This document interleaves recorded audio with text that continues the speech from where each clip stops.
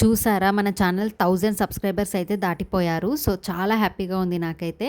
ఇదంతా మీ సపోర్ట్ వల్లనే నేను ముందుకైతే వెళ్తున్నాను. Thank you each and every one for supporting మీ.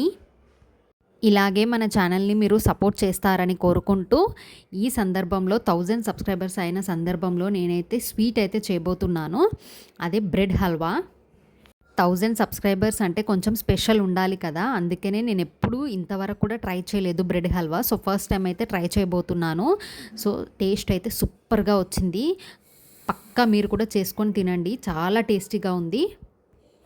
దానికోసం అయితే ఒక 8 బ్రెడ్స్ అయితే తీసుకొని సైడ్స్ అన్నీ కట్ చేసుకున్నాను. సో అవి బ్రెడ్ పీసెస్ కూడా అన్నీ స్క్వేర్ షేప్లో కట్ చేసుకుని పెట్టుకున్నాను. తర్వాత కాజు బాదాం అన్నీ కట్ చేసి పెట్టుకొని అందులో నెయ్యిలో ఈ కాజు బాదాం అంతా వేయించుకున్న తర్వాత కొన్ని కిస్మిస్లు అయితే యాడ్ చేసుకొని అవి కూడా వేయించుకున్నాను. తర్వాత మనం కట్ చేసుకున్న ఈ బ్రెడ్ పీసెస్ ఉంటాయి కదా, అవి కూడా నెయ్యిలో బాగా వేయించుకోవాలి. బ్రౌన్ కలర్ వచ్చే వరకు వేయించుకొని తర్వాత తీసి పక్కన పెట్టుకోవాలి.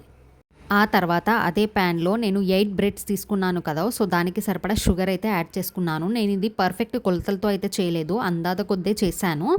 సో కానీ టేస్ట్ అయితే సూపర్గా వచ్చింది. సో షుగర్ యాడ్ చేసుకొని అందులో కొన్ని వాటర్ యాడ్ చేసుకున్న తర్వాత అది షుగర్ అంతా కరిగే వరకు ఆగాలి. ఆగిన తర్వాత అందులో మనం కట్ చేసుకున్న వేయించి పెట్టుకున్న ఈ బ్రెడ్ పీసెస్ అన్నీ యాడ్ చేసుకోవాలి. సో ఈ బ్రెడ్ అయితే అంతా కాసేపు ఉడికిన తర్వాత అందులో మనం కొన్ని పాలు యాడ్ చేసుకోవాలి. కాచి చల్లార్చిన పాలు యాడ్ చేసుకొని బాగా ఇది కొంచెం ఉడకనివ్వాలి. తర్వాత అందులో ఇలాచీ పౌడర్ అండ్ మనం వేయించి పెట్టుకున్న డ్రై ఫ్రూట్స్ అన్నీ అందులో వేసుకొని కాస్త దగ్గర పడే వరకు ఉంచుకుంటే మనకైతే బ్రెడ్ హల్వా అయితే రెడీ అయిపోతుంది.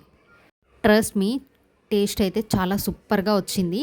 మీరు కూడా ట్రై చేసి ఎలా ఉందో నా కమెంట్ సెక్షన్లో షేర్ చేయండి. Hope you like the video. ఈ వీడియో కనుక మీకు నచ్చితే ప్లీజ్ లైక్ చేయండి, షేర్ చేయండి, మన ఛానల్ని సబ్స్క్రైబ్ చేసుకోండి. Thank you, bye. And once again, thank you everyone.